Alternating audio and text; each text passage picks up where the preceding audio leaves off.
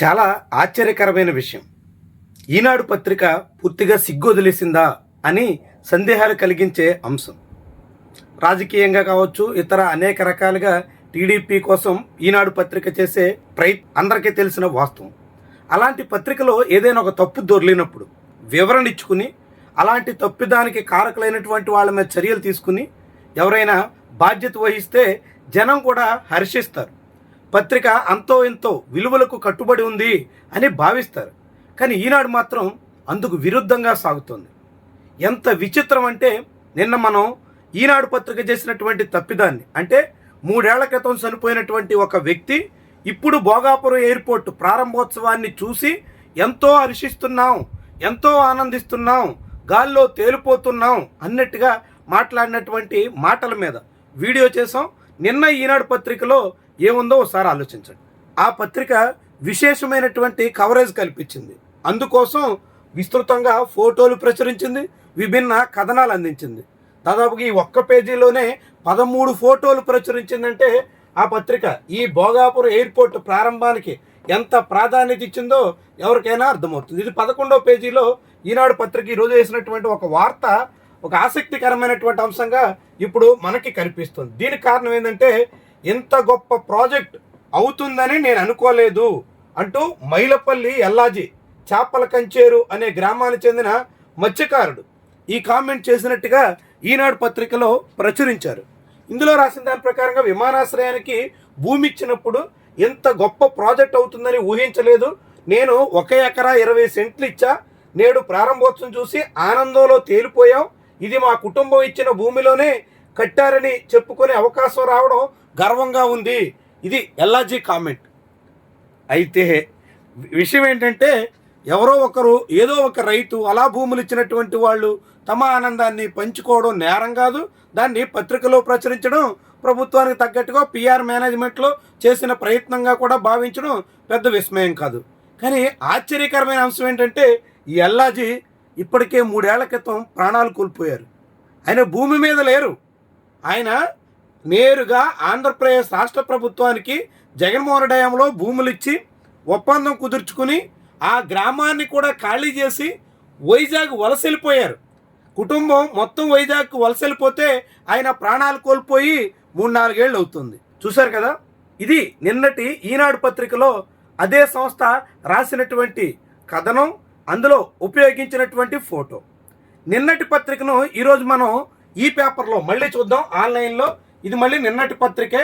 నిన్న ఈ మైలపల్లి ఎల్లాజీ అనే పేరుతో ఎవరి ఫోటో వేశారు?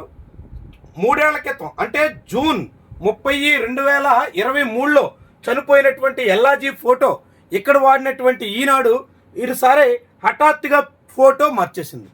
సేమ్ మ్యాటర్, సేమ్ నేమ్, అదే గ్రామానికి సంబంధించినటువంటి చేపల కుంచేరు రైతుగానే చెబుతోంది. కానీ ఫోటో మాత్రం మార్చేసి ప్రచురించేసింది. తెలుగుదేశం పార్టీ చెందిన మత్స్యకార నాయకుడు ఎల్లాజీ 2023 జూన్ 30వ తారీఖున చనిపోతే, జూలై 12వ తారీఖున ఆయన పెదకర్మ కూడా జరిగితే దానికి తెలుగుదేశం పార్టీ, జనసేన పార్టీ నేతలు కూడా హాజరయ్యి నివాళులు కూడా అర్పించినటువంటి అంశాన్ని మనం వీడియో ద్వారా వెల్లడించాం. అలాంటి విషయాన్ని కూడా కప్పిపుచ్చి ఆయన ఫోటో స్థానంలో మరో ఫోటో అక్కడ వేసి ఈనాడు పత్రిక పాఠకుల్ని ఎలా మోసగించాలని చూస్తుంది. ఇక్కడ ఆన్లైన్ ఎడిషన్లో ఈ పేపర్లో మార్చేశారు. మరి రెగ్యులర్ పత్రికలో, ఈనాడు పత్రికలో నిన్న వచ్చినటువంటి ఫోటో కూడా మార్చగలరా? మార్చి చూపించగలరా? అలా ప్రింట్ అయ్యి పాఠకుడు దొరిచేటువంటి పేపర్ని కూడా మార్చేయగలిగినటువంటి టెక్నాలజీ ఏమైనా ఈనాడు దగ్గర వచ్చిందా? ఎందుకంటే చనిపోయినటువంటి వ్యక్తులతో మాట్లాడినట్టుగా వాళ్ళ ఆత్మలు వీడియో కాన్ఫరెన్స్లో చెప్పడమో, లేకుంటే నేరుగా అక్కడ రామోజీరావుకి చెప్తే ఆయన ద్వారా ఇక్కడ ఈనాడు యాజమాన్యానికి తెలియడమో, మరి ఎట్లానో చనిపోయినటువంటి వాళ్ళ వార్త అయితే వేశారు. మరి ఇప్పుడు ఆ ఫోటో మార్చేసి మరి ఇంకెంతగా మభ్య పెట్టాలని, ఇంకెంతమందిని మోసగించాలని, ఇంకెలా జనాల్ని వెర్రోళ్ళని చేయాలని ఈనాడు ప్రయత్నం చేస్తుంది. ఎంత విడ్డూరం చూడండి, ఎంత బరితెగింపు చూడండి. ఒక పత్రికగా కనీసంగా ఉండాల్సినటువంటి పత్రికా విలువలన్నిటికీ పూర్తిగా తిలోదకాలు ఇచ్చేసి తాము ఏం చెప్తే అదే నమ్ముతారు, తాము ఎట్లా మారిస్తే అదే నిజమనుకుంటారు అనే ధోరణికి ఈనాడు రావడం అంటే ఏమనాలా?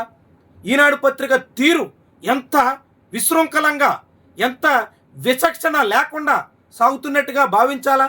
ఎంత విస్తుగొలిపేటువంటి తీరున ఈనాడు పత్రిక వ్యవహరిస్తుందో చూడండి. నిన్న మనం ఇదే పత్రికలో ఇదే తీరున ఇక్కడ చనిపోయినటువంటి వ్యక్తి ఫోటోతో ఇదే మ్యాటర్ని రాసేసినటువంటి ఈనాడు ఈవేళ మళ్ళీ అదే మ్యాటర్, మళ్ళీ చనిపోయినటువంటి వ్యక్తి అదే మాట్లాడారు, బతుకున్నాయినా అదే మాట్లాడారు. మరి ఏంటి ఆ పత్రిక తీరు? ఎలా సాధ్యం అది? చనిపోయినటువంటి వ్యక్తి అదే ఊరు అదే పేరు, బతుకున్నటువంటి వ్యక్తి అదే ఊరు అదే పేరు. ఎలా?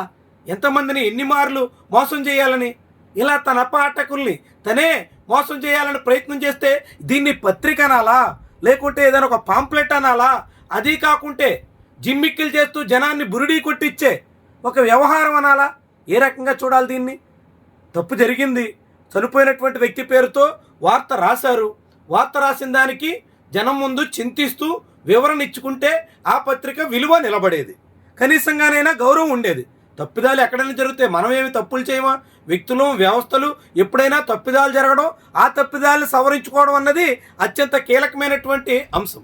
కానీ ఈనాడు పత్రిక తప్పు చేసినా కింద పడ్డా తనదే పై చేయని చెప్తుంది, తప్పు లేదన్నట్టుగా కవరప్ చేస్తుంది, తప్పిదాన్ని కూడా కప్పిపుచ్చుకోవడానికి శత విధాలా శ్రమిస్తుంది. అంటే ఎంతగా ఆ పత్రిక, ఆ మీడియా సంస్థ విశృంఖలతను ప్రదర్శిస్తుందో, ఇష్టారాజ్యాన సాగుతుందో, మీడియా విలువలన్న దానికి విరుద్ధంగా వ్యవహరిస్తుందో ఈ ఒక్క కథనమే మనకి ఉదాహరణగా నిలుస్తుంది.